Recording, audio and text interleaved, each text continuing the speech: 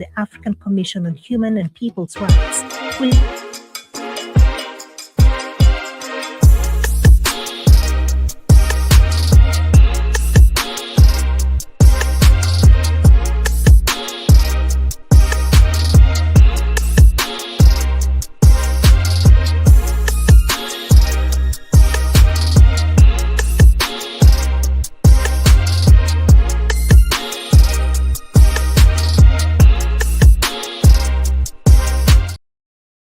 trade deals, but didn't give details.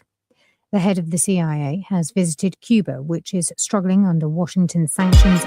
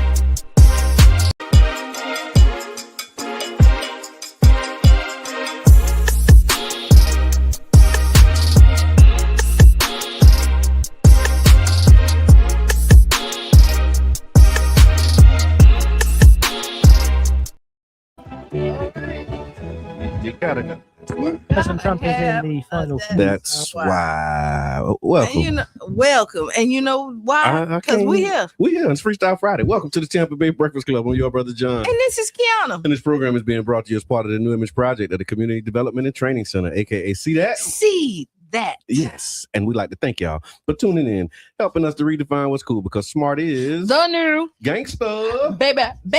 And if you don't know, now you know. Now you know. Ooh. Now you know. And we got to pause for the calls real quick. There you go. The Tampa Bay Breakfast Club is an independently produced program.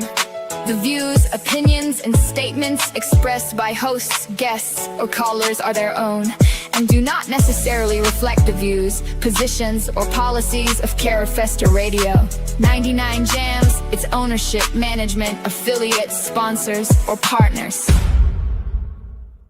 So, you heard it. Don't call the principal. Don't do it. So, don't call the principal. do it. Yeah. You heard what she said. Yeah. You heard what she said. So Freestyle Friday, Q, what's good with you? Okay, so let's start off by this Dr. Qiana Bryant.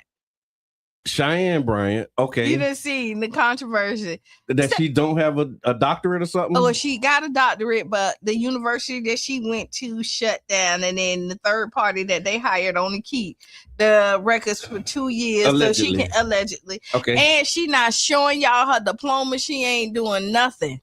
I mean, is she obligated to do so, Doctor? And just for those who don't know, who is Dr. Qiana Bryant, and kind of what does she do? She's a therapist. Okay. Or now she says she operates as a life coach. Okay. And I thought her on Cam Newton, I think. Yeah, that was my first time. Oh, and I spelled it wrong. Okay. Yeah, but she hit Cam. Okay. She hit Nick Cannon. She hit some really big platforms, and I think she is cousins of Jamal Bryant.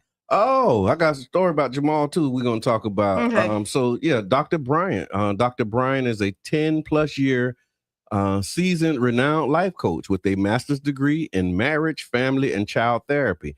Dr. Bryant provides life coaching sessions in office, telephonically, via Skype, FaceTime, and she will travel to you.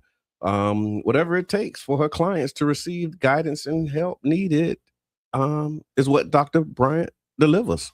Yeah. She's also an author here, it says. Yeah, so and that's half of it. Like, so they've been saying that she doesn't have her credentials. Yes. People been saying that for a while. Okay. Corey Holcomb was the first one who said it. I don't like Corey Holcomb. Corey got a lot of people that don't like him. Yeah, I don't like him. Okay. He like I never like his jokes ain't funny. Okay. Like not to me. Like I just not your brand of comedy. And, right? and let me tell you, I always say like I'm one of them people who comedy don't offend me. Yeah. Okay. Like, it don't. I have a dark sense of humor. You can say almost you can anything. go there. Yeah. I can go all the way to hell with somebody with comedy. Like I really can. All right. And you know who get me? My brother. Like I have some thoughts and I can call Corey and we can laugh. And you can run it. Yeah. Right. Yeah. Some other people might not get it. Okay. I hear that. That's a real thing. Like I got some of that going on too.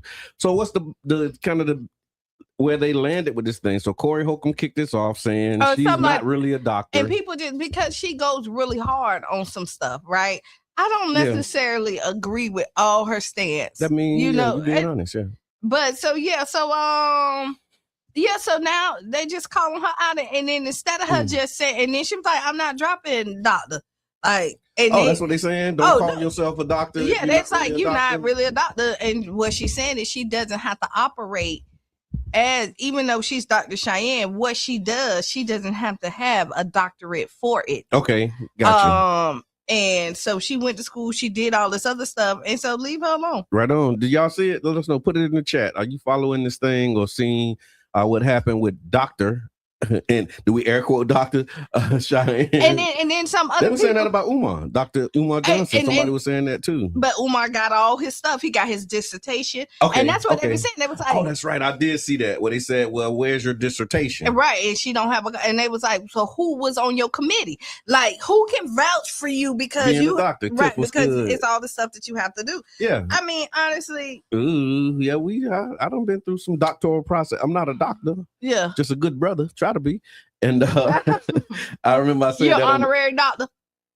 No, I'll be all right. I'm all right. I'm just saying, like, you know how like you're honorary somebody. Not yet. They ain't did that yet. Maybe one of these days. That's like you're honorary, AKA or Delta, but you never really did it. Yeah. And then they just put you in and say you good. And then you walk around and be like, Dr. So-and-so. I'm an AKA, but you really, But you really didn't do all the things.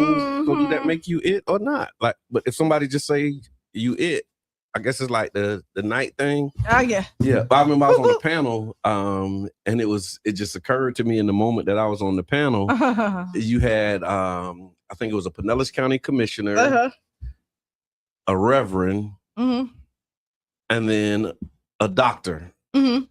And then I was brother. And so it was just interesting because I was like, how you all get your, that's just like church. Yeah. How do you get your, like, you become a preacher? Become a brother? No. You become a preacher, a reverend, a bishop. The minister. So it's like a minister first, I think. Minister, pastor. I don't know how. I don't know the progression. So how you get how do you advance to get your positions? Because it'll go from reverend to not as a bishop. That's a whole process though. So it's kind of like the doctor. Because I remember when Bishop Sykes became Bishop Sykes, and I think it's like I don't know if it's an election or some type of do you have to have so many? So I like listen. I'm not trying. You got so many hours of do you have to say that you preach so many services to get your bishop title? I ain't trying to be funny. I just want to know. Just want to know what the process is for becoming a higher up. I mean, and the highest is the Pope, right? That's kind of how. I don't know. I mean, the Pope is the highest in the Catholic. in that particular order. Yeah, right. That's true. And then how do you become a prophet? I've seen flyers with prophetess and prophet. Because all of that is something that somebody gives you that name. Who told you was a prophet? Your mom? No, I don't know. I ain't going there. See, I just bit my tongue. No, but see, you see my sense of humor. Yes, like I can go there with like so. But I mean, honestly, your mama listen. told you was a prophet. So guess what? Yeah, like, I always knew my that. My mama say I'm a prophet. Yeah. So I'm a prophet. Somebody end up giving you the name. You'll see little kids. Once you name them, they become what you know what I mean. No, they really do. You be like, oh, that's a little preacher right there. My mama blessed me. She blessed me decent because she told me, something that my dad's mom told her about me, and she always told me that, and I grew up to be what I'm growing into it. Because sometimes you don't see it. Yeah, I'm growing into it, but that's what she said. She said I was born to be a great man of God. That's what the vision was. And she told me that since I was like 6 years old. And so when they would ask in school, what you want to be when you grow up? A great man of God. Yeah, I said a preacher because that's the way I understood it at the time. Yeah, at that time. You know what I mean? After the Challenger blew up, I didn't want to be an astronaut. And I was like, you know what? I'm going to be a preacher when I grow up. Oh. Then I got... But that's not what they said. They said you was going to be a great man of God. Man of God, yeah. In many ways, right? And then after that, a teacher. Like, in high school, like after the preacher thing was like, I don't know, I really be a preacher. It was kind of always in the back of my mind. Yeah. But then I wanted to be a teacher growing up. And so, I think I'm kind of walking into that. They say Bill Cosby's honorary degrees. Okay. They took Bill Cosby's honorary degrees away so they can give it and take them away. And see, I don't like that either. Like, don't give me nothing and then take it away. And so, true. Don't give me nothing. No, if you could take it away, like if it's something that, like, I mean, yeah. No, I hear that. And earlier you was talking about Qiana Bryant, that she's related to Jamal Bryant. Okay, so I got a story on here about Jamal Bryant. Okay, and so Jamal Bryant, the question is, he was talking about Netflix and the roast. Okay. So Jamal Bryant, hold on, let me just step back. Was Kevin Hart's Netflix roast comedy or disrespect? Pastor Jamal Bryant is speaking out. All right, that's the headline. Okay. So the reason everybody's speaking out. Yeah, everybody's speaking out. Oh, yeah. See, I didn't realize that everybody was speaking out. We talked about it earlier this week.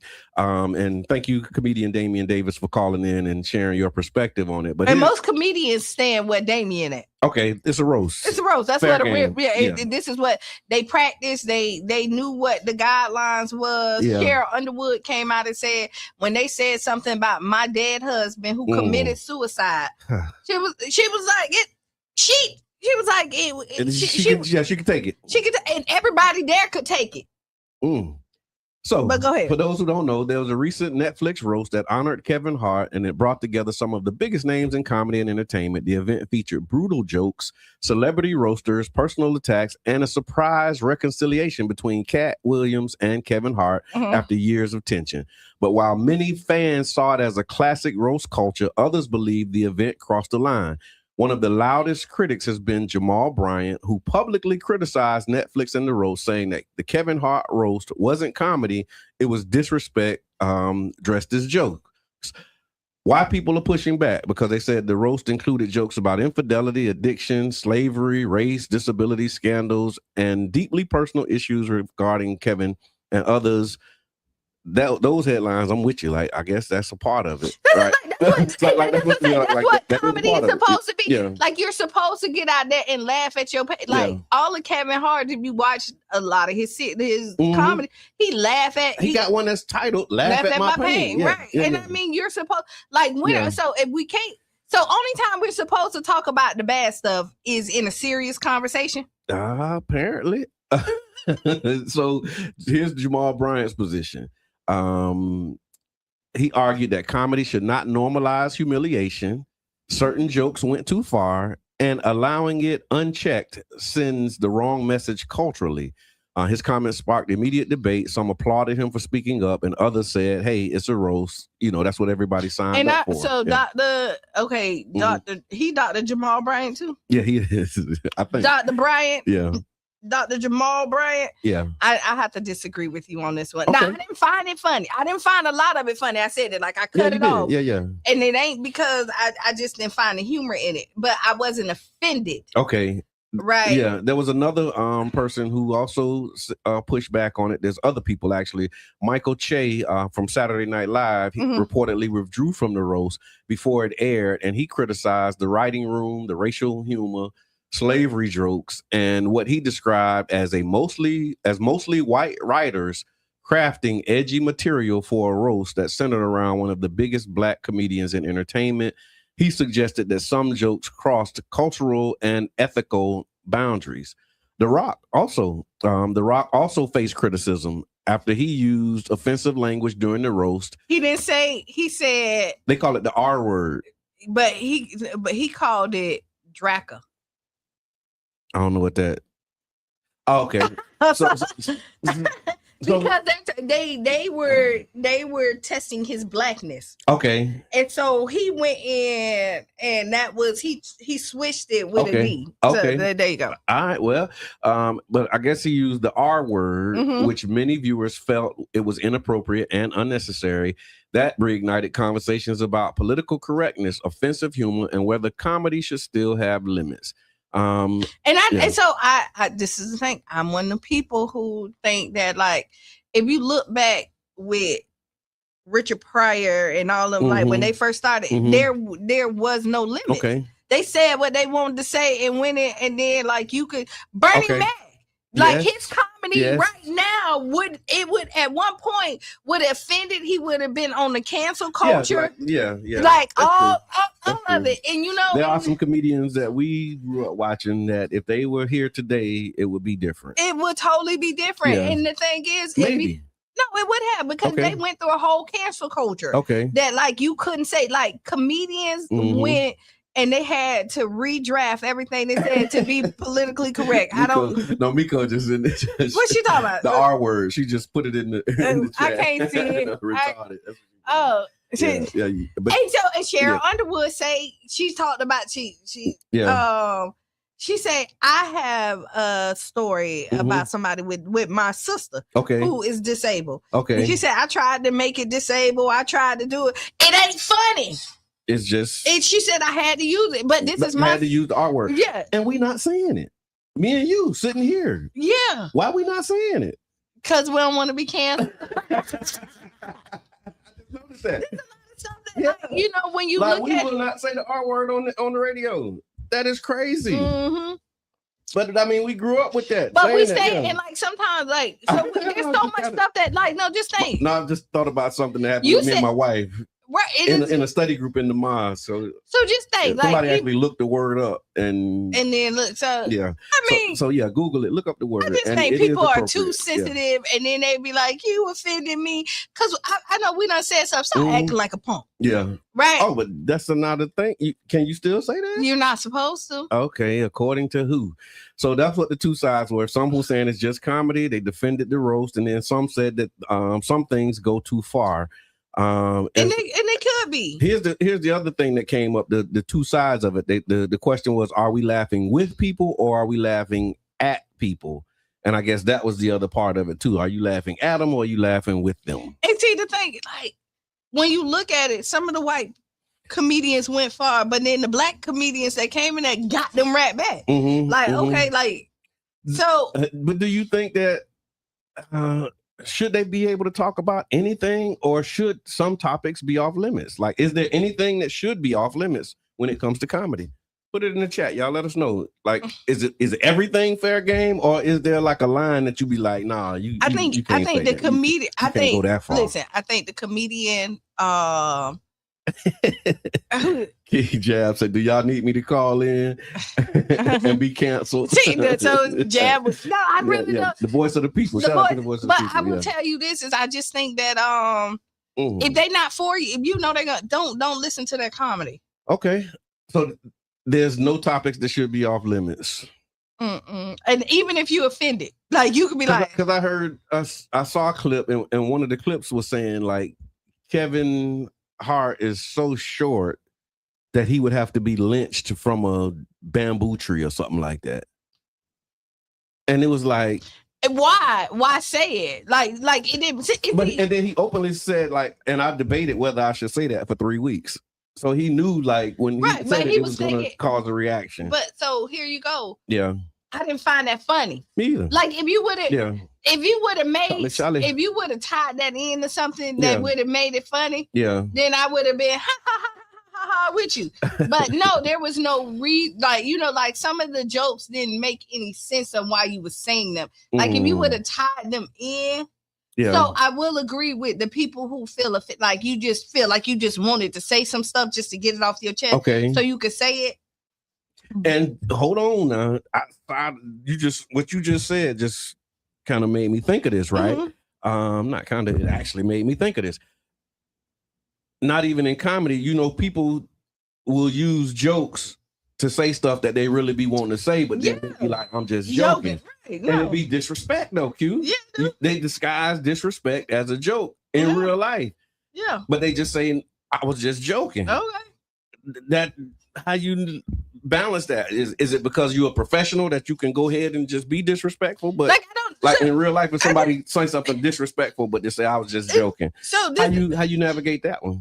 I mean, I be like, you weren't joking and keep it moving. Like, come on, like you meant that. Yeah, you meant that. Like that's been in your chest. Like that's been on your heart, your chest. Like you should have just said that without trying to make a joke about it. But that's usually how people are passive aggressive. Yeah. Naturally now. Okay. And this is my new thing too. Wow. Two things can be true at the same time. Okay. Like it was disrespectful. Jokes can be hurtful. They can be hurtful. Yeah. Words hurt. Like the whole thing, words may hurt. Yeah. Sticks and stones will break my bones, but words will never. That's a lie. Yeah, that's a lie because words stick with you. Yeah. So I can see how people could be offended by it. But Kevin did what he needed to do because everybody in the world is talking about it. Yeah. And it was number one on Netflix. And I mean, controversy and this kind of stuff gets you to number one. And and it was able to get Cat Williams on the stage with him. Yeah, that was and this is what I'm finna tell you.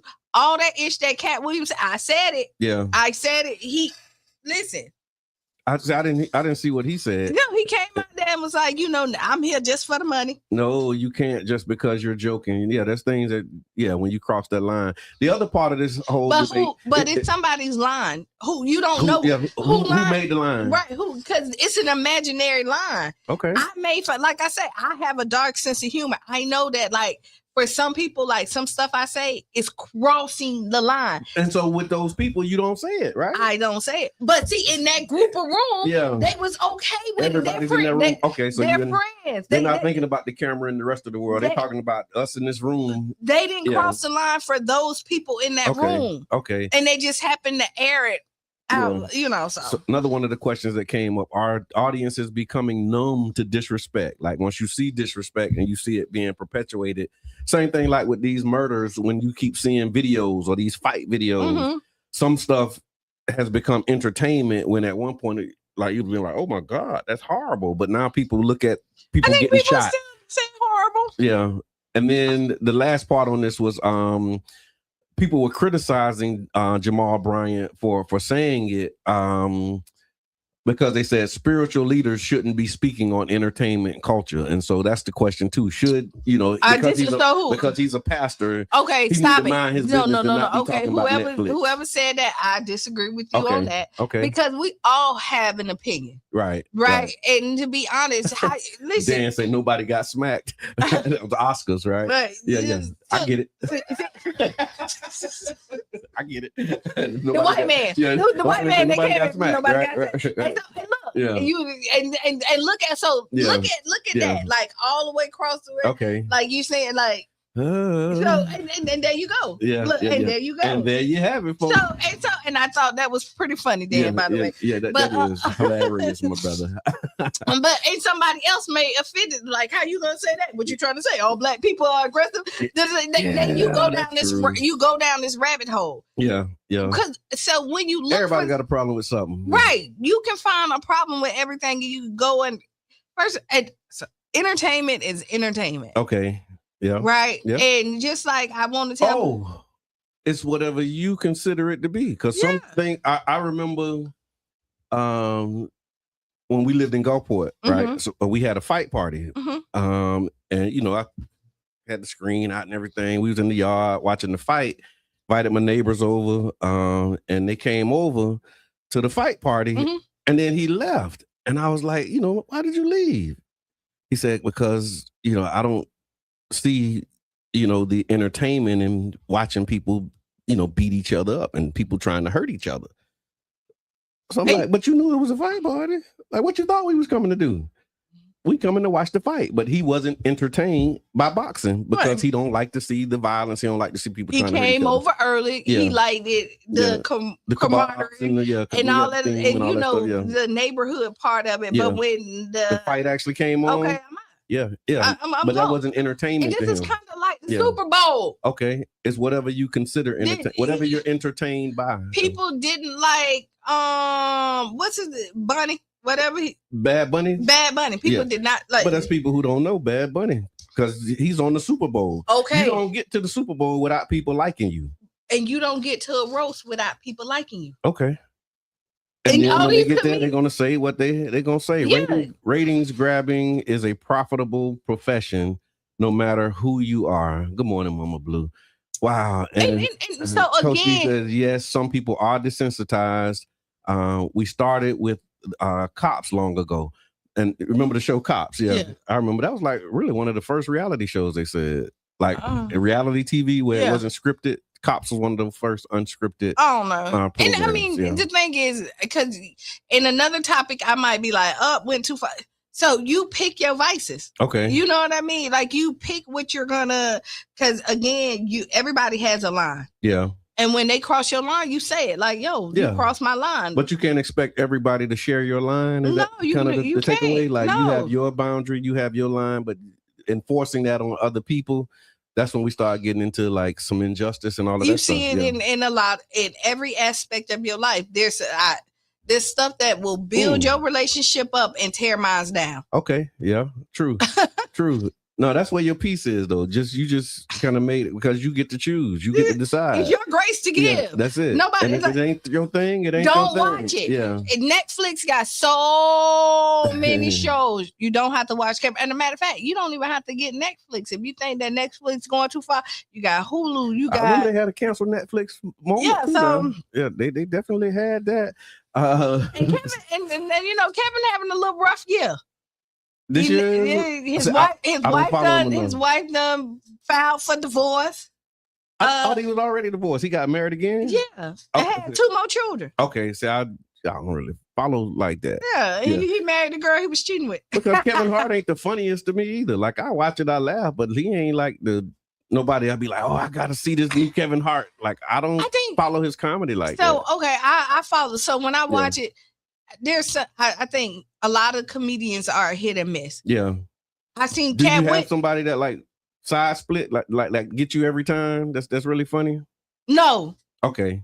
Yeah. Nobody that get like they have moments. Yeah. But like Cat Williams' last comedy show, like I was like, okay, all right, yeah, okay, and I think you know what I mean. Like so. No, I hear that. That's like a cook. You go to a restaurant, you be like, oh, that's good, and then everybody have their off days. That's true. And really what that roast was about, saying that Kevin can't act, his comedy is stupid. Like everything everybody said. That was Cat Williams' kind of, you know, premise for saying like, why is he so big when he's really not that funny? And then he said Kevin took everything he said no to. Yeah. Kevin said yes. But that's how it works in the real world. They used to tell us one man's trash is another man's treasure. There you go. And so we got a lot to talk about today. Oh, we got a lot. So we got 1 minute. We're gonna talk about when your ex become your ex. Yes. Is there an expiration date on the title of X? And we also got the KP budget. There's takeaways from the town hall, the Community Voices town hall. We're gonna talk about that. I got a What the People Say. We got Ask Qiana. So y'all make sure that y'all stick around. And we got some other juicy topics too. Yeah. So we'll be back, y'all. 7 minutes after the hour. Tag a friend. Tell them we up. Hey everyone, welcome to The Explainer. Today, we're unpacking exactly why 2026 is, without a doubt, the absolute most consequential year in St. Petersburg's modern history. We're looking at a definitively transformative 18-month window where foundational decisions on our leadership, our urban core, and climate resilience are all literally colliding at once. Honestly, I want you to picture the ultimate chaotic juggling act. Imagine a frantic resident trying to balance a massive baseball stadium, a swirling storm cloud, and a giant tax bill. Because, well, that's exactly what voters are facing right now. We aren't just picking a mayor this cycle. No, we are voting on the literal physical and financial future of the Sunshine City for the next 50 years. Okay, here's our quick roadmap for today. First, the 2026 St. Pete Crucible. Then, that billion-dollar baseball deal.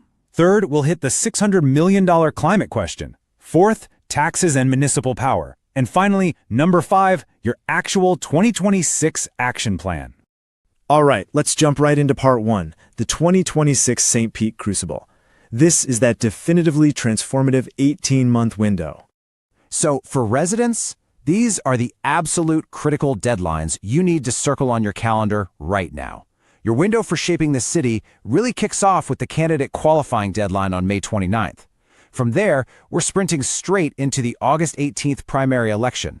And if no one secures a clear majority, the whole thing culminates in the monumental November 3rd general election. These dates are the exact focal points where all these massive local issues are going to be decided. Looking at the board, we've got a pretty crowded executive contest. And just to be clear, we aren't endorsing anyone here, just neutrally looking at the options.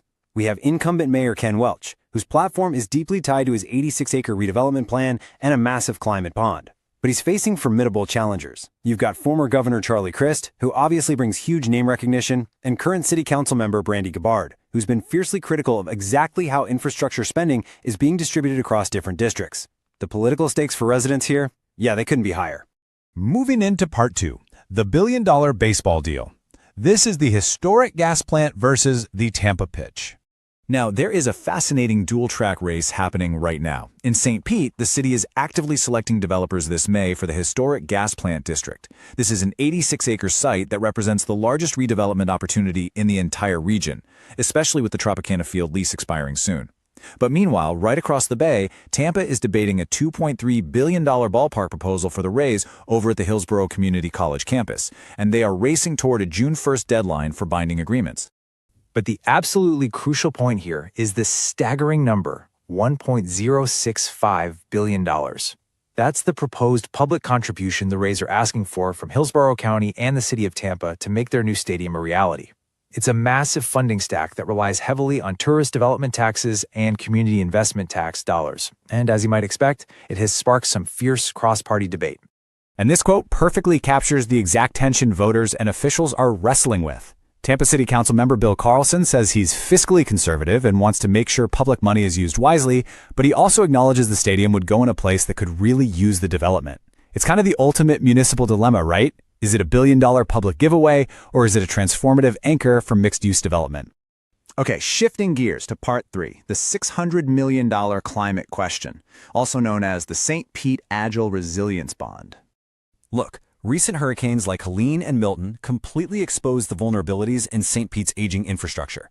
Right now, the city uses a pay-as-you-go approach funded strictly by utility fees. The problem? That's going to take until 2050 to finish necessary upgrades, carrying a huge risk of inflation and delays. So, officials are proposing a general obligation or GEO bond to front-load $600 million right now. This would accelerate 5 years of projects to harden the city's stormwater and sewer systems. Let's translate this massive bond directly to your kitchen table. If voters approve the bond, the cost gets distributed across property taxes, adding an estimated $96 annually per $100,000 of taxable property value. But if the bond fails and the city tries to accelerate these projects through the existing model, households could face a staggering $486 hike in their utility rates. But this definitely isn't an easy sell. Council member Mike Harding raises a really fascinating philosophical question. How do we go through that process of how resilient is too resilient? When you spend millions hardening one single water plant so it doesn't shut down for 12 hours, well, that's money you can't spend anywhere else. Plus, candidates like Brandy Gabbard are pointing out that these proposed projects aren't evenly distributed across the city's districts. So it's this massive debate over equity and economic timing. All right, diving into part 4, taxes and municipal power. We're talking fiscal squeezes and the Duke Energy expiration. While the city is considering taking on $600 million in bond debt, they are simultaneously facing a huge state-level threat. Looming state legislation, specifically House Bill 201, threatens to completely eliminate non-school property taxes on homesteaded properties. If that passes, St. Pete's revenue would plummet by $140 million. To put that in perspective, after paying for police and fire, the city would have barely anything left over to split among parks, recreation, and community enrichment. And at the exact same time, the city's 30-year franchise agreement with Duke Energy expires in August 2026. Because of this, St. Pete is currently studying whether it's feasible to officially break up with Duke entirely and create its own municipal electric utility. Essentially, a city-owned public utility that provides electricity directly to residents to try and gain control over rates, grid resilience, and renewable energy goals. Okay, bringing it all home with Part 5, your 2026 action plan. Let's look at key deadlines and advocacy points. Your voice is absolutely the deciding factor in all of this. So, here's your action plan. Step 1, track the Community Benefits Advisory Council, or CBAC, committee selections this May, because they are going to advise on that massive gas plant district. Step 2, keep a close eye on Tampa's June 1st stadium deadline, as that will ripple across the entire Bay. And Step 3, definitely the most important, show up and vote in the August 18th primary and the November 3rd general election. With all these massive, definitive municipal forces colliding in this single 18-month window, the ultimate question is, how will you step up to shape the future of St. Petersburg? Between a redefined downtown, a $600 million climate bond, and looming state tax cuts, will it be a city crippled by fiscal austerity or a modernized, resilient hub of the Gulf Coast? The power is quite literally on your ballot. Thank you so much for joining me on this explainer. Keep asking questions, stay informed, and definitely get ready for 2026. Quite shortly after a 2-day visit. One, as we've heard from a Chinese professor on the program, that seems to. And we're back. We're back. Okay. We're back. Welcome to the Tampa Bay Breakfast Club. I'm your brother John. And this is Qiana. And this program is being brought to you as part of the New Image Project of the Community Development and Training Center, aka CDAT. CDAT. And we'd like to thank y'all for tuning in, helping us to redefine what's cool, because smart is the new gangster. Baby. And if you don't know, now you know. Now, before you play the thing, okay, right? I'm going to say this really quick. No, play that first. Okay. Play that first. Yeah, because it might be. The Tampa Bay Breakfast Club is an independently produced program. The views, opinions, and statements expressed by hosts, guests, or callers are their own and do not necessarily reflect the views, positions, or policies of Carafesta Radio. 99 Jams, its ownership, management, affiliates, sponsors, or partners. Boom. So what's on your mind? Okay, so I was thinking about my coffee really quick, right? Okay. I like great customer service. Okay, yes. So I go. Who doesn't? Right. That customer service was just too good. Said no one ever. Right?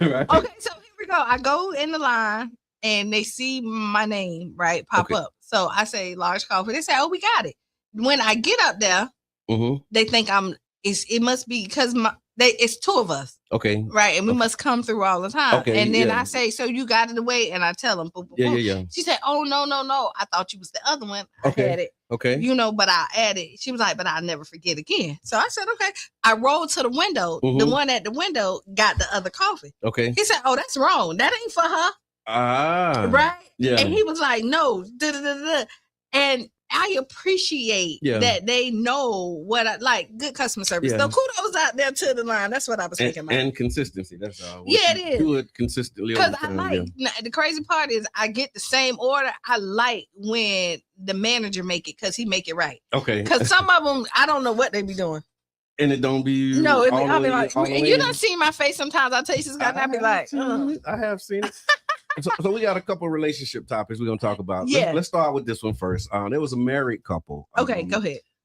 They were married for 70 years. And they died just hours apart.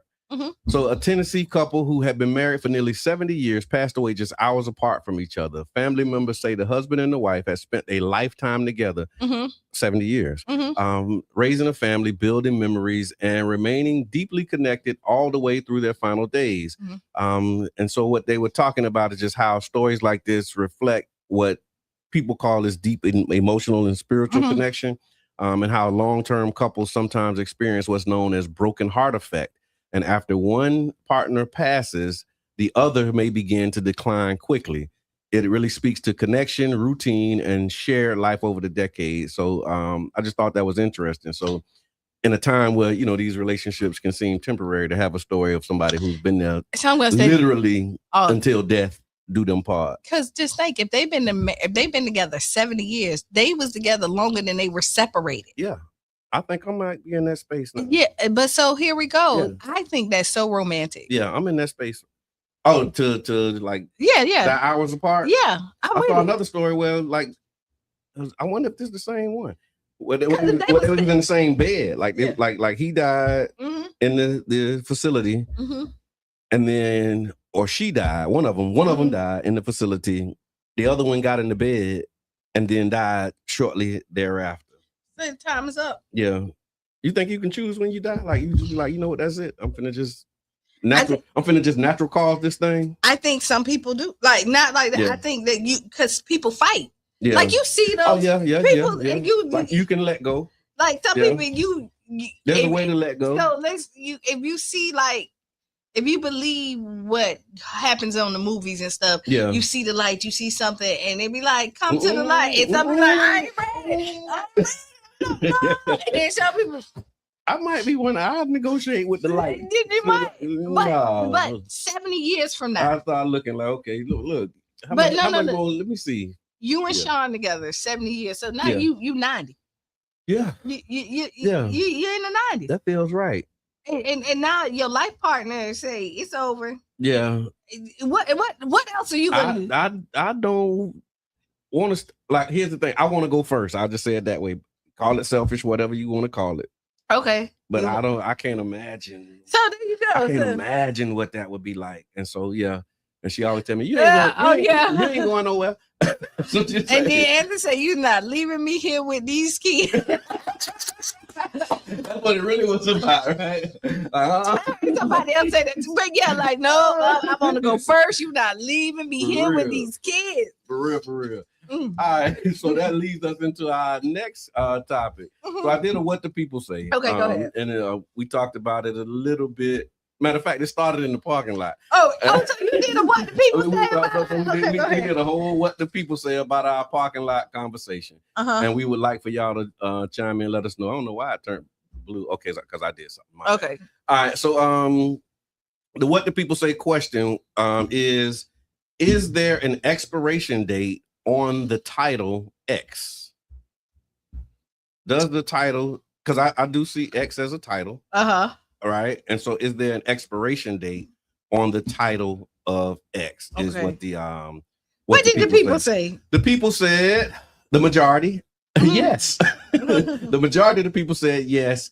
Most people say if you were never married and don't have children, eventually that person stops being an X and just becomes someone from your past. Common responses was X who? I don't know them people. And after enough time, they're just somebody I used to date. Many said marriage changes the meaning of the word X, making it more associated with ex-spouses than old relationships. Then there was another contingent, of course, the no's, and they said an X is always an X. So others argued that once someone held that role in your life, the title never really disappears. Once an X, always an X. History is history. And some felt that the title simply describes a past relationship, whether it still matters or not. Then there was another group that said it depends. These are conditions, right? A large group landed in the middle. If you share children, the title sticks, they said, because the connection continues. If the relationship was serious or long-term, people still consider them an X. Some said the title expires after marriage, time passing, or I'm with jab. Nope. If you hunched, you hunched. That's just kind of it. No, but you want jab. You know better though. Jab. You know better. No, you know better. Listen. Can I just? It's Freestyle Friday. Yeah, it's freestyle it. Go ahead. I'm thinking too long on it, so I better not say it. So let me tell you, everybody who hunched somebody don't mean that they was their ex. Okay, let me say that. So that's what I was gonna say. Like, okay. Yeah. So let me. But you wasn't even in a relationship. Listen. I think the bare minimum you have to be in a relationship. So an ex has to be. So to say that you were ex, y'all had to have a title. Okay. Like this is you had to go together. You had to go together. Yeah. Yeah. Hunching don't make you go together. Yeah. But okay. But people change different titles. If you don't put a girlfriend, they say a situationship. Okay, that's a new word though. Yeah, I remember growing up with some situationships. Right, but people call it after because once you hunching on somebody so long, y'all something. You're something. I ain't say that. You're something. You're something. I didn't realize this was gonna go here. I didn't either. Yes, King Jab, thank you, because you just took this thing. I mean, but that doesn't necessarily make you an ex either. Yeah, like that doesn't make you a girlfriend. Like that could have been like, oh yeah, you're just cool. Yeah, you're cool more than cool. Yeah. But that's how you that. So see, there you go. Yeah, it depends on what end of the relationship. I wanted my wife to be here for this, but she had to work. Okay, so but I wanted her to be here because if she was here, then I feel more comfortable having this conversation. But so here we go. Especially where you took it. But here we go. It depends on what end you are, because some people like really like that person and they want to claim and let people know that I was a part of this person's life. That's when it became real for me. Thank you for bringing it back, because that's when it became real for me. Somebody from my past, somebody I was cool with back in the day, introduced themselves to somebody else as my ex. And you said, I ain't got no ex. Man, I don't have no exes. Like I say your ex. And I'm like, I don't have an ex. Yeah, but you dated them for 3 years. In middle school. But it was 3 years of your life. In middle school. Me and my wife been together since I was 16, 17. I know, y'all been together since y'all was 2.5. So how I got an ex? That 1 year that you was before you was with her? It was in 6th grade. But see, from 6th grade to like 7th grade. But the fact that you could say we exit, like, no. Y'all was, but I mean, you don't put. But that don't mean boyfriend and girlfriend. We was cool back in the day. That's how I describe it. Well, it don't matter. Somebody I was cool with back in the day. But however you describe it, you dated her. Yeah. You dated her. But that don't make them an ex. But just because they have an ex, just because you're somebody ex, don't mean that you have significance. So she might have been an ex in 8th grade. But listen, might have even been an ex in 9th grade. It doesn't but by the time 30 years pass and I becomes a whole different person, like how you still an ex? Because y'all dated. No, man. But that doesn't mean that they had any significance in their life. So you think because they have a title, that's just like, and people finna be. He said, I'm a hush. Okay, people might be mad at me about this too. Mm-hmm. Just because you have children with people don't mean that you hold power in their life too. Okay. Because people think that if you the baby daddy or the baby mama or you're the child's mother, totally different thing. I'm talking about I'm talking about somebody who you didn't have kids with. Y'all got but what I'm trying to say, just because you have a title don't mean that you hold any significance in it. Because in your mind, and I could be wrong, you're saying X because that gives them a little bit of power. Like it gives you connection, right? And we have no connection. No, so that's X is a connection, right? But we don't have a connection no more.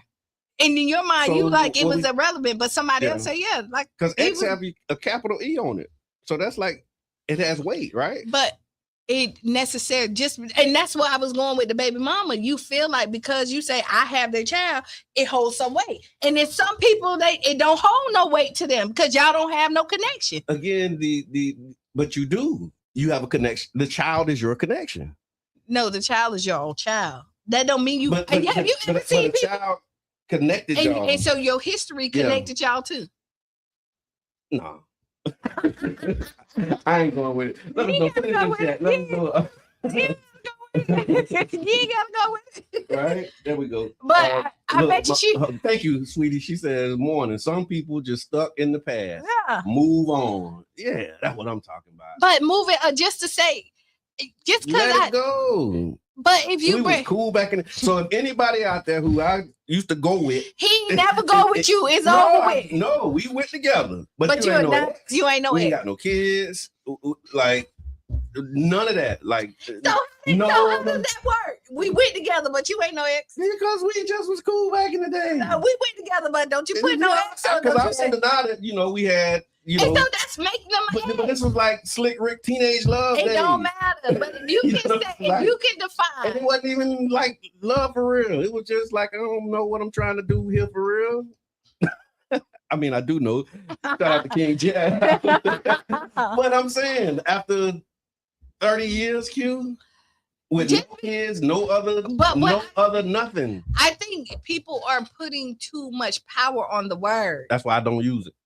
That's it. Because listen, you don't want to be tied to nobody but Sean. You better know it. And you only want to be tied to my twin flame. Right. And I ain't mad. And you want me to tell you, when I get married, I want my husband to be like, who?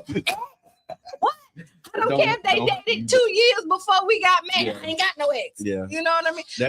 I believe it does have an expiration.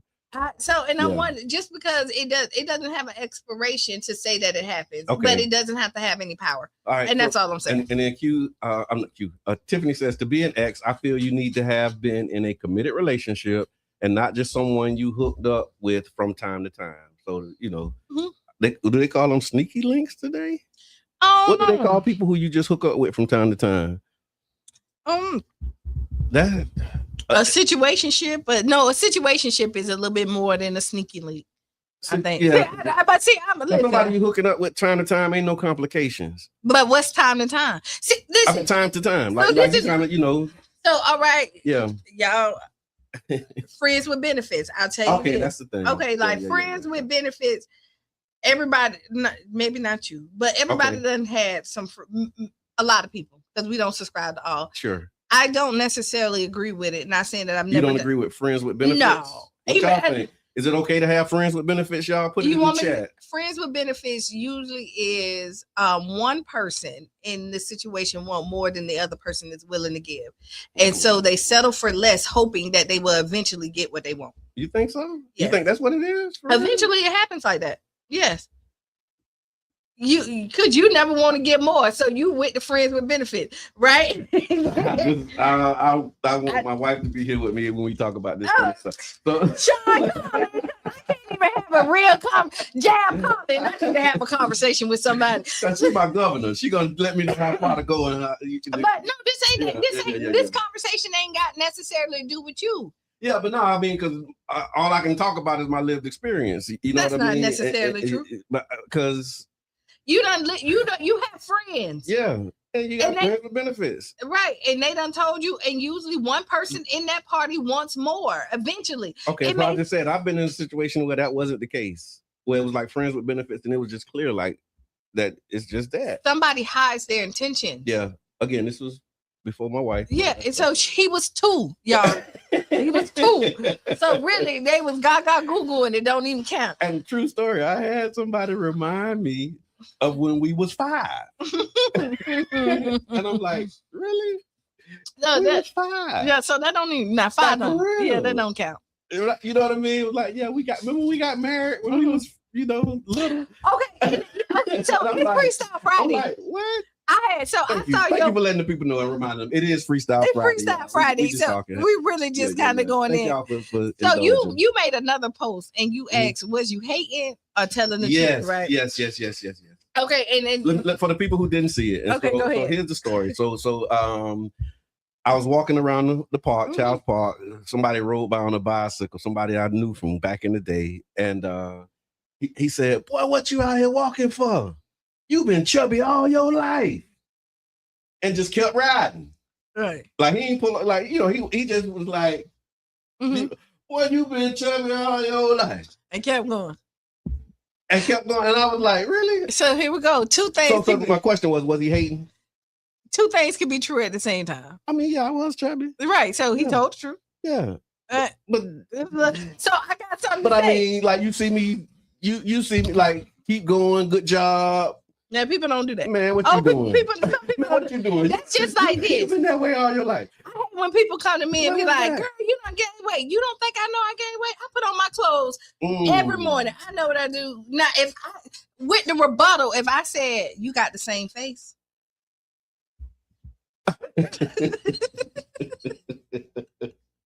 You can do something about I can do something about my weight. With your face. You can't do nothing about it. Now, would I be wrong?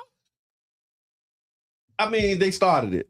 I'm just saying, would I be wrong? If you and that's what came up to me when you said it, right? But he was so smooth with it. I literally was speechless.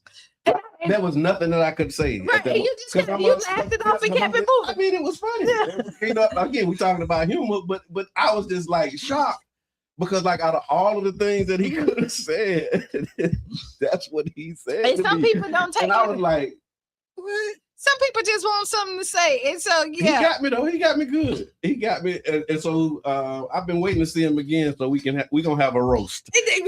I'm gonna roast that joke. And you know what? Because a lot of times when he's good people though. I mean, I don't think you took it funny. Like I said, I knew him all my life, and so I shouldn't have been surprised because of the way we relate. You know what I mean? Like we used to get down. I'll tell you this: my mama and my biological dad don't talk because my daddy said, "You done gained weight." My mama, she said, "What?" Right. An observation. And she ain't talked to him since. Yeah. Right. Because he said she went off on him.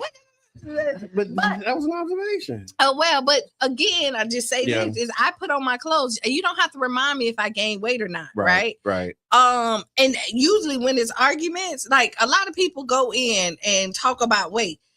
Weight ain't never bothered me. It ain't never stopped me. Because remember, somebody said something to me. Yeah. Oh, like never had a problem. Never had. Because the one you gotta thing be secure in yourself, though. It really is. Because one thing I had to grow to be that because I used to get teased because of my weight, and I guess maybe that's why when he said it, I was speechless because I had a moment with it. But after that, I was like, man, I'm Brother John. And you got your weight. I'm me. And she like all the chubbiness about you. Yeah. She like I'm me. But there was a time before I became me where that like used to really hurt my feelings. You know what I'm saying? Like I really, and they used to tease me. I used to get picked on about it. You know, I'm short, I'm chubby. Yeah. I used to have husky, like my jeans. I remember my mom was going to like get me some jeans, and I'd be like, I like those. And she was like, now, Sonny, you need a husky. Yeah. But I could never find the husky that looked like the other one. And then I'm short, so I gotta roll them up. I gotta cuff them. I've always had the roll because of it. And so then when he said that, it just kind of brought me back. It took me to a moment where it's like, oh, but I'm me though. I grew up to be me. And that's how I feel. But like when I was growing up, that would have like took me out, man. So yeah, I'm telling you right now. I probably would have been cracking back or wanting to fight. Right. And so like calling me chubby, fat, that don't bother. Like after, because I was like that. So that's a part of the sense of humor. Like, you know, growing up talking about roasting under that theme, when you getting roasted, because we got roasted all of the time. Yeah. You know what I'm saying? And I used to get roasted, you know, about my weight. Yeah. Being chubby, you know, my nose. Like I got roasted all kind of ways, right? Clothes. Yeah. And so you develop thick skin. And I learned how to roast back. That was my defense. I would either roast back. This is why comedy don't offend me. Because like I tell y'all, when my nephew was in elementary and he came home, we loaded him up. Yeah. Oh, we loaded him up. Yeah. Listen, say this. And here's what happened. It was two things that happened. So after I started roasting back, then I had to fight. Because when I roast. Right. And you got started. Oh, that's what we doing? I'm roasting. And you know, and then people couldn't take it and they want to fight. So now we fighting. And it started with like you. And you know, I have this rule is that once you throw the first punch, you can't tell nobody what to do when they retaliate. You can't say what's too far. I used to take it too far. Oh well. Because I guess maybe I had all of that. Like if somebody, so like I'm going all the way up, and a fight come with it if needed. If it have to be. The people used to call it short man syndrome or whatever. It's just like, well, it is what it is. I ain't finna be trying me. I think that came around 6th grade, 6th, 7th grade. So I've heard that too. We got Nashia. Good morning. So late to this morning. We'll watch replay. No doubt. It was definitely a good, robust conversation. Question in the chat. Say you always riding a bike, no car yet. Yeah. And then Charlie Funk, shout out to my husky brethren. I didn't know what that meant until later. Like I had to wear husky. Tiff, I think he was just trying to be funny a little. Maybe trying to get under your skin to see if he could get a reaction out of it. And to be honest, the way he definitely was being funny because he's somebody who we used to roast. Right. We used to roast each other, and so that was par for the course with him. Now that you say that, it is bringing it back to me. Like it was. I know he didn't mean nothing by it, but it's again just in the moment because I hadn't seen him in a while. He cruised. So like out of all of the things, like man, I ain't seen you in. But years. that's his only connection with you. So listen, because when you see somebody who you ain't seen in a while, you gonna catch up. Man, but that's his only connection to you. So it goes back to our previous conversation. Okay. Oh, he used to be my ex. Yeah, that's the only connection that they have. We used to hang out. I mean, post up, did stuff together, but we always used to be like. Cracking on each other. Yeah, I said it goes back to the ex situation. It ain't the same. Yeah, it is. It's the only connection that they have. Like Brain had one of the people. But he ain't no title. He just somebody who I grew up with back in the day. He ain't nobody who I like. How would I define that relationship? I'm not gonna make you. You cannot. I'm saying I've already decided. No, listen. No, what I'm saying is, you see how he said chubby. Yeah. He been chubby. That was his only connection at that point. Yeah. So when you see somebody, you bring something familiar up. Yeah. Okay. So now let's talk about that. It's Freestyle Friday. Okay, go ahead. What do you do when the only thing that you have in common with somebody is the things y'all used to do? They used to be, and they continue to. Because at a certain point, it's like, okay, but we got a lot of stuff we doing right now. Like, and a lot of my conversations and really most of my relationships, we're close because of some work that we're doing or something that we're doing together. And let's just like family and everything. But like most of my friends, we all, in this stage of my life, we either met working. And so the work is the thing that we share. And so there's people who I grew up with, we don't share that connection. Right. We share our old connection, what we used to do. And then at a certain point, after you run through all of the used to do's, it's like, well, what you up to now? And the things that we're up to now are so vastly different. Yeah, and that's fine. That's okay. Yeah. That's okay. It's good. But we don't spend a lot of time together because the orbits that we're in, and that's fine. No love, lost, no hard feelings. That's fine. Like, that's we don't life. hang out every day because what I do on a day-to-day is not the same that you do every day. And that's fine. That's life. Like I was just saying, so one of the people I call best friends, I speak to her probably less than I talk to anybody in the room. Okay.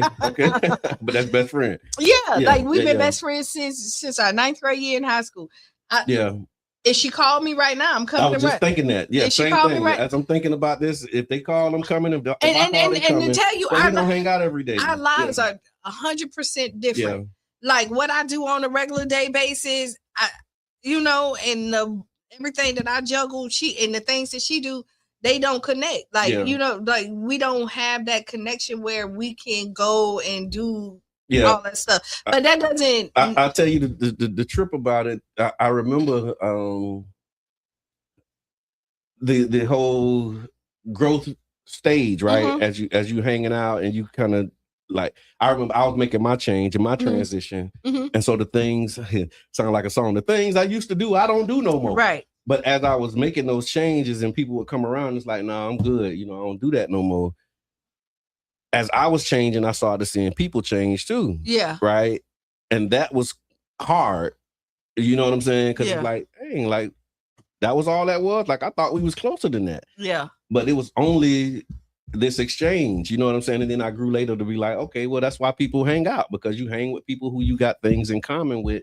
And if the thing that you have in common with them is no longer something that you're into, you probably not gonna hang out every day. I had to like get to a spec. I'm like, why so-and-so don't come around no more? And it's probably because I'm always talking about the Quran and the black man and how we need to, eat better and do right. And they don't want to hear that. They don't want to hear that. I'm like, this me. They don't want to hear that. I've been saying that though. But now I'm like for real with it. Because if you know me, I always was like kind of had a little sense. So you know what I'm saying? And you was the I one. always talk with a little bit of sense, but now I'm like really trying to live this You life. was the Muslim brother from Minister Society. I kind of remember, but not exactly, because I was a different kind of Muslim brother. I'm just saying, no. You know, he was you always... would get it, but I wasn't like trying to make you, do what I was doing. I would just share. I was just so excited about what I was learning that I wanted everybody to know. You know, but I'm not trying to like. I wouldn't judge you. But then that's what happened. So here's another part of what happened was as I was making my change, a lot of times, even with my family, like they didn't know how to act around me. And I'm like, what y'all doing? Like, why? Like, because I don't know what that was, but it's like they don't know. Sometimes it's the other people. And it was like, and I look again later. It was like, okay, it's respect. I get it. It's respect, or it's a comfortability thing too. When some people don't say it, they was like, nah, because I'd be like, man, y'all tripping. Like they was my like, brother, nah, bro, we just respect that. And I'm like, I get it, but like man, I don't want y'all to be uncomfortable. You know what I mean? Now, of course, I have my lines, my boundaries, but I'm not trying to like. Be like a party pooper or wet blanket. Like I still like to have a good time. That's what my birthday was like. I still like to have a good time. Yeah, people don't see that part of brother. I still like to have I'm still me. Like my brother Todd, he tell me like, don't leave. I'm a pastor. Okay. He don't tell nobody. Because it changed the way people engage. And he wants people to be their authentic self when they come around because he's one of the people that don't judge. Like, you just because I don't mean that. Yeah, that's true. I do remember one time. I do got a cousin. I remember we went to Leesburg, right? And so, we going to see all of the cousins, picking people up. So I'm with my one cousin. He on the respect thing, big. Mm-hmm. Go get my other cousin. He get in the car. He got his business hand. He popped the top and just like to the head, right? Yeah. Oh. And he did that. He was like, and he told me, he was like, cuz, I'm just doing this so that man, I ain't on that stuff. And I'm like, you didn't have to do that. You know what I'm saying? Mm-hmm. Like, just if you're gonna do what you do. Yeah. You know what I'm saying? Because what you eat don't move my bowels. I know. You did, but it was like it is what like you're gonna show me that you're gonna hurt yourself to show me how much you not on what I'm on. It's okay. So again, this is Freestyle Friday, y'all. Look, because seasons change, people change. Be all right with it. Yeah. We had a whole bunch because so after the show, y'all, just to kind of tell you what some of these topics are, we always debrief after the show, and then it goes into some other topics, and then it's topics that we don't get to. Like when we were talking about the ex, that kind of came up, and even in that, like what exes can people date? We kind of remember we were talking about like so continue that conversation. So earlier, if you missed it, you just but we don't even have to tap because we do have some other subjects that we but that's a good question though, right? Because we talked about that and we did say that we was going to discuss it today. So I want to honor that in the time that we have. So one of the other questions was like, after you've dated somebody, is it okay for your friends to date them? And is it some people who you like no, like some people it's okay for them to date them, and then some people it's not okay. I think so. I think if you know, you know. If you know that you shouldn't. Like, so I think my friends, my true friends, know how I feel about people. Okay. Right. And then they'll be like, yeah, that's off limits. Okay. Right. Gotcha. But I do think there is an expiration date on how long the friend can no longer. Because I'm also one of the people, if I no longer feel like a connection and I know that we're not going to work, who am I to stand in a place for real love? Like we live in St. Pete. Okay. Everybody know everybody. Everybody done swap some exes and boom, boom, boom, boom. And then we don't subscribe to all. You have, but because you don't count. That's true. But you don't count. But a lot of people... Yes, 2.5. But so so yeah, I mean it's inevitable, right? You're gonna, especially the older you get. The older you get, and are you supposed? So you say you don't have exes, right? No. So if I dated you in high school, and now I done been out of high school, how long? 30 years. Right. Yeah. So now I'm still holding weight to that. You want the friend to not date that person that you dated in high school 30 years ago. That don't make no sense to me. Why not? Why not? Yeah. What? Like, yeah.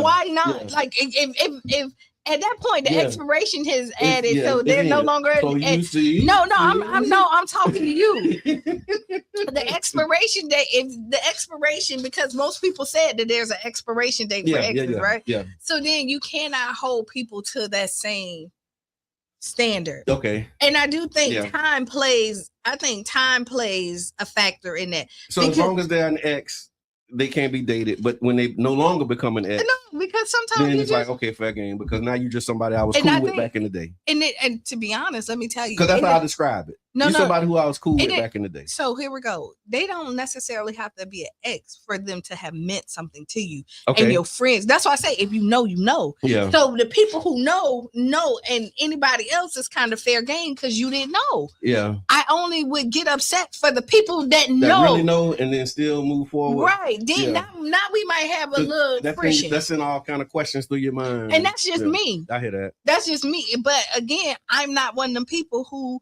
feel like I need to step in somebody's way to stop true love, especially if I know I ain't circling back. There's no chance that it's going boom, boom. Like, you making me feel so good right now. I just feel so free. I'm so free. I feel so free because a lot of that stuff I have no even thought about. To be honest, I'm like, go. Yeah. It's such a blessing. It's such a blessing, man. I'm like, go ahead. I have no thoughts about none of that stuff, man. And it's a lot of people who are having those considerations. So thank God. Could you be mad for no reason? Okay, so we're gonna move on. But I think people who have a grudge still from like, oh, we fought in middle school and you still don't like somebody from there. Grow up. From a middle school fight. A high school fight too. Grow up. Yeah. Grow up. Dang, Sean, this is the day you should have been here. But you had to work. I know. So in other news, y'all, we're going to talk about this Community Voices Town Hall. Okay, go ahead. Because the Community Voices Town Hall was on Monday. We talked about it a little bit. Was it Tuesday? Tuesday, thank you. This week is moving quick. Lots been happening. And so, Tuesday. Thank you. Let me just get this here so that I can have this recap. And one of the things that people were saying in that town hall, so it was the first of a series of Community Voices Town Hall. It brought together residents, organizers, stakeholders, and community leaders for a powerful conversation about the future of St. Petersburg, especially South St. Pete and the historic gas plant. And one of the things that became clear right out of the gate was that people were there because they want to be heard, they want transparency, and people want development that benefits existing residents, not displacing them, disguised as progress. So one of the major themes that came up, and it seems to be coming up in like a lot of the surveys that we've been doing, is affordable housing. Residents have been expressing concerns about rising costs, temporary affordability programs, and rapid development that's pushing longtime residents out of the community. And affordable housing, right?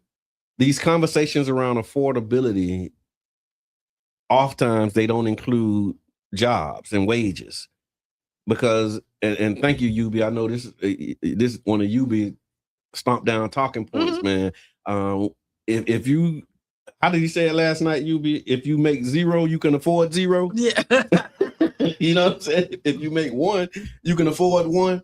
You know what I mean? And so if the price of the thing is one and you make zero, guess what? You're not going to be able to afford it. And so we got to start looking at what people are making in order to, when we have this conversation, to balance this equation, because you can't build your way out of an affordability crisis, in my humble opinion. Which led to the second thing that people were talking about in the conversation was workforce development and local hiring. That was a strong thing that people were supportive of. Apprenticeship programs, workforce pipelines they talked about, and some speakers even talked about starting career pathways as early as elementary school, so that people know beforehand what they want to be, not only know what they want to be when they grow up, but they're learning and developing the skills that they need in order to become that when they do grow up. I 100% subscribe to that. Yeah. Like, as parents, I think you pay attention to your children and see what they're interested in, and then start to pour into them. Yeah, again, right. Blessed. My mama did that. Right. Yeah. And people, in her way, but but some people don't understand that. Like, I knew Qiana was and I give credit to her for that. Yeah. Because if she wouldn't have told me early what my purpose was and what I was born to be, there's no telling where I would have ended up. Because knowing what I knew about myself, when I was in certain situations, I knew that I was not supposed to be there. Like, I'm like, it's how you pour into your children. Because I knew that wasn't me. I knew that wasn't where I was supposed to be. But I'm, like, that's just kind of the environment, right? That's what we're doing. That's how we're doing it. But I always knew. And then later on, I tell the story all the time. Now that we grown, they always say, yeah, you were never really like us. You always was different. And so that is how you was like us, but you wasn't. It's how you pour into your children. Yeah. So there's a crossroad. Either you're gonna take what they say and go this way, or take it and go this way. Yeah. Right. It's so once you realize, and I think God is so good because he give you parents that's supposed to help mold you. Right. And as a parent, like, there's no real book, like, right or wrong. Yeah. It's some wrong way. Ooh. But like, when you look at it, you try to mold the best way you can with the tools that you have. So that's true. You mold what you can with the tools that you have. But here's the again, y'all have heard me say this before. The science of procreation, right? When we talking about producing children, a lot of times the intentionality is not there. Like, we're not entering into this action to produce a child. It's just like, oh, that's just a consequence of what we was trying to do. Like, there's not a whole lot of real planned parenthood at a young age. No, particularly in, well, really all communities. It ain't just our communities. No. You know what I mean? And so, but here's the thing: once you start understanding the power that we have, you call it a seed. What farmer is planting a seed and you don't know what that seed is going to be when it grow up? Right. But that's the injustice that we do to our children. You plant your seed in a garden and then you wait for the seed to get 3 years old and say, well, what you going to be when you grow up? This is what you have no idea. But so what you do, so at 3, right? You think of once you start to see what they're interested. So I'll say this. Yeah. This is lived experience. I knew Cheyenne was going to be a singer. That's why she's a singer. Before she got here. That's what I'm saying. So, like, I tell people 99 points. So what if more people like you said, I know this child's going to be a doctor. I know this child's going to be a lawyer. I know that, but you knew it while you were carrying her. It was now 99.9% chance. Come see her on Sunday, right? Right. And I'll tell y'all right now is that, like, I think I got like 1 VIP ticket left. Yeah. All VIP tickets are sold out. Yeah. No. If you listen, don't call me, don't text me, don't inbox. If you didn't get them, you ain't got them. The point. But get your ticket now. You knew your regular ticket. What she was going to be when she grew up. And once I knew, that's amazing. As you think about the blessing for you and the blessing for the child, because now you don't have to figure out what you're going to be. You know that's what you're going to do. And so people think that, like, because some people can criticize, right? Of course, anything. So when you look at it, I pour in, and then I start to direct her life. Yeah, that way from day 1. Right. So she came out singing, like she started singing at 2, performing at 3, like 4, like, boom, boom. Do you hear what you're saying? The seed was planted. Yes. And when the seed touched the soil, you watered the seed. Yes. And the seed grew up to be what you knew it was going to be. We don't have that type of intentionality with the way we go into producing and creating children. And that's all I'm saying. Yeah, we don't. Let's talk to our children now. Before they get here. About, like, okay, knowing that once you produce, there's an opportunity there. Yeah. Right. Like, look at all of these problems in the world and you say, okay, what problem can we produce a child to solve? Yeah. Right. And then let us make man. That's what the Bible said, right? Let us make man. Mom and daddy get together and say, let us make a man. So and that man, who I just thought about? Cure cancer. Brother Donnie and Crystal. Yeah. Extremely intelligent, smart. Yes. Boom. And look at their children. They understand the science. They understand the science. We went to the same classroom, right? But he grew up in the classroom. I just got there later. Yeah. He understands the science. Shout out to Professor Mack and his family. Right. And so this was when you say, let me bring this back to this town hall. Okay, go ahead. Sorry, we get into parenting. We did because one of the things that people talked about was workforce development. It's Freestyle Friday, and they were talking about this career to cradle pipeline is something that we like to see. And then there were several other topics that were discussed. The conversation is going to continue. There's a community voices planning meeting that's happening on next Wednesday, May 20th, 6 p.m. It's online. And I thought I had a link that I can put in the chat. I do. So if you'd like to register, there's also residents are being encouraged to complete a survey. It's a quick 2-minute survey. It'll help us identify priorities, concerns, and recommendations for the future. And so please make sure that you complete the survey. We're going to put the link in the chat.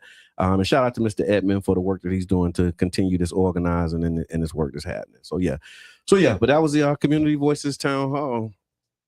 I think I got an Ask Qiana. Go ahead. Let's Matter of fact, I do have an Ask Qiana. Let's ask it. Ask Qiana.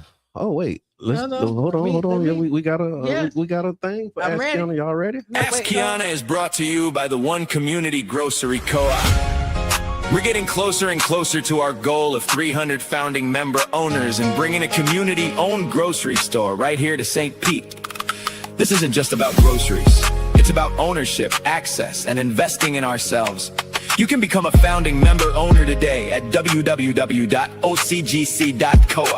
One Community Grocery Co-op, building something for the community, by the community. Tap in.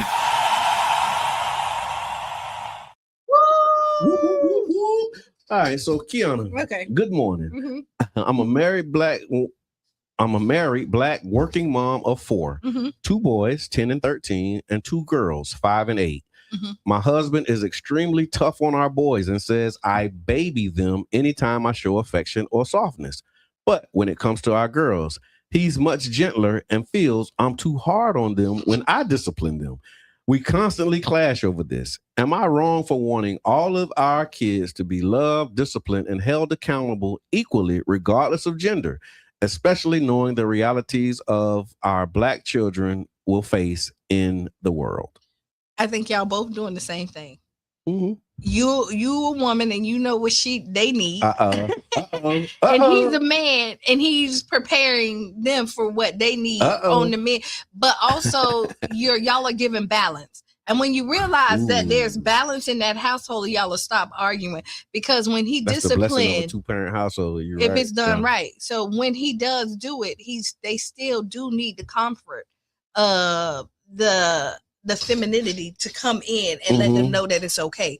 There's the harshness sometimes that you need so that you can withstand the stuff that life is going to give you. But you also need to know that you have a safe place to come to when it is too hard. You have a place that you can cry. When you can break down them walls. So both of y'all at this point need to sit down and be like, we're doing a great job. Like, I'm hard on my girls because I know what they need to do, but they need to also know that when they find their husband, they need to be their dad. Their dad need to be able to tell them, I got you. It's okay. Like, you don't gotta pick up garbage because I got you, and that's what you want. And your men, because boys are told that they're not supposed to cry, they gotta suck it up, they gotta be hard, but you need to let them know there's a balance. When you out there, you put on that face, but when you walk through those doors, you no longer have to be angry. You're no longer fighting the world. That's right. You know, like you take your garment, you take all of that, their armor and everything off when you walk through that house. And if you feel like crying, soon as you step across that threshold, you know that your lady, your mama got you. And that don't make you less of a man. I hear that. All right. So I agree with you, Q. I think it's classic, right? I mean, they say unalike attracts and likes repels. And so the women in the household, she harder on the girls. Right. And the man harder on the boys. And you're right. I do think that provides balance. And that's the benefit and one of the beauties of having that 2-parent household. So you can have that type of balanced experience. And so, I don't think it's something that you should clash over. I think it's something you should embrace, really understanding, like, because y'all doing the same thing. Y'all arguing about this. If you sit back, you said you too hard on them boys, and then she too hard on the girls. And then she said she won't balance across the board. But yes, she say you got it already. You've already got what you're asking for. You just don't realize it. You know how like something's right in front of your face? You let them do, because sometimes and then if y'all disagree behind closed doors. Like, I really think you was a little too harsh on them on that. And that's right. You know, and it don't have to be a clash. It doesn't. And it can be a conversation. It can be a conversation later on. And then again, like, no, I got to be hard on them because if I'm not, society is. Yeah. You know what I mean? But go ahead and do what you need. Like after I do that. You know what? I experienced that with my grandsons and my wife. I experienced that too. I experienced that. Now that I'm thinking about it. Because you. These boys. Right. I don't know. Yeah. And when I'm on him, let me handle this. Right. I got it. I know you know what I mean? Don't if I ask him a question, don't you come in and answer it. I'm talking to him. Yeah. You know what I'm saying? Like I want to hear from him, not from you. It's so funny you just said that. This my niece just graduated, right? Yes. Right. Congratulations. Right. So she just graduated and she got like her first real boyfriend. Right. 22. No exes. No exes. First real boyfriend. Yeah. And she did so. Yeah. I said, I looked at him. I said, "Are you always this quiet?" And she answered. I said, "Hey." You have it. And you know what I said? I said, "I'm not talking to you. Did I look at you? I think I was talking to him. He can answer. You know." And she was like, "Okay." Yeah. So again, that's a mom thing, and it's like a. So it's a balance thing, and so again, you gotta have both, and sometimes it goes too far.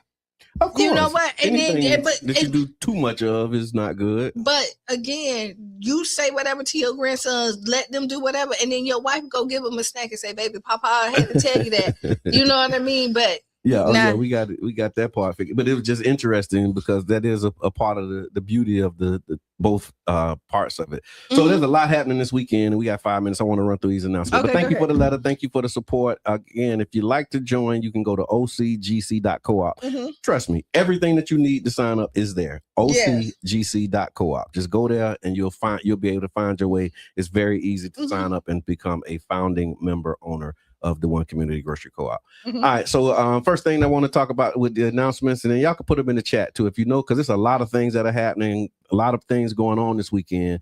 And so we're going to start with tomorrow morning. The Fusion 49th District is doing a cleanup.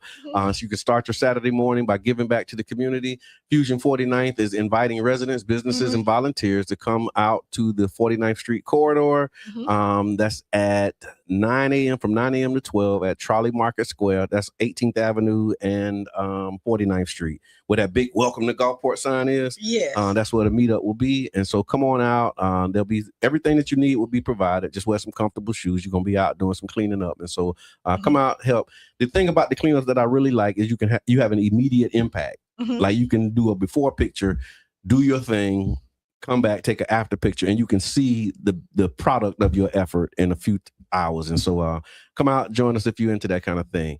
Then there's the Courage Code. There's teens taking control. The young people and families are invited to the Courage Code. It's a free youth empowerment event that's focused on confidence, cyberbullying awareness, mental health, and positive decision making. There will be food, raffles, giveaways, resources, and real conversations to help teens handle the pressure of being online and in real life. That's tomorrow at 11 o'clock at Mount Zion Progressive Missionary Baptist Church. And then next week, the Childs Park Neighborhood Association monthly meeting. We're inviting people to come out. Y'all know we do that the third Tuesday of every month. And this month, we're going to have the Storm Squad come in, and we're going to be providing information and really starting to get people thinking about hurricane season. And so really starting to have conversations about how you prepare, connecting with residents who may have barriers to preparing.